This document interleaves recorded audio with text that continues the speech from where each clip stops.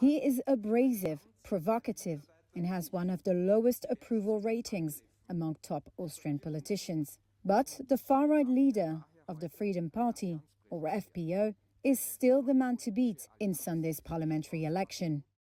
Casting himself as the future Volkskanzler, or People's Chancellor, Herbert Kickl is a staunch critic of the European Union.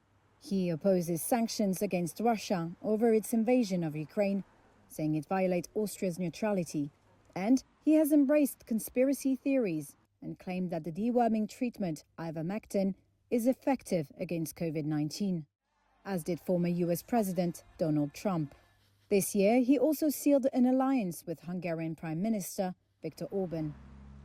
All of this makes Kickl a difficult potential coalition partner for other Austrian parties in parliament and could put the country in uncharted territory. Here is political analyst Thomas Hofer.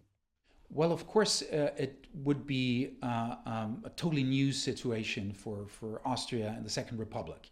The Freedom Party was never in a general election number one. This would, of course, mean turmoil. It would not be so easy to form a coalition.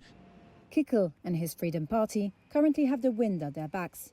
The economy is poised to shrink for a second year running, and inflation has remained stuck above the European Union average. Polls show a populace gravitating toward candidates promising something different.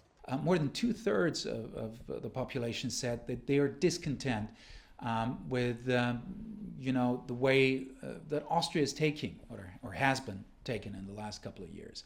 So they would be in for change. But it's not clear what kind of change, of course, different kinds of the electorate want or mean when they talk about change. But for a government, of course, this is a tricky situation. The winner will need to form a coalition to govern.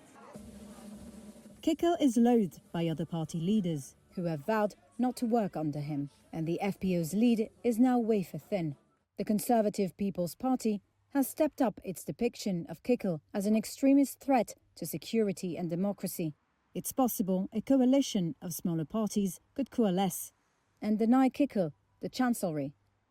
If the People's Party comes in second, they still have a chance to hold on to the chancellery in a coalition, in a partnership with the Social Democrats and potentially the Liberal Neos, if they really need a second partner for that. Chancellor Karl Nehammer has left the door open to working with the FPO without Kickl. Austrians head to the polls on September 29. The parliamentary election could see the far-right Freedom Party take the lead for the first time in post-war history.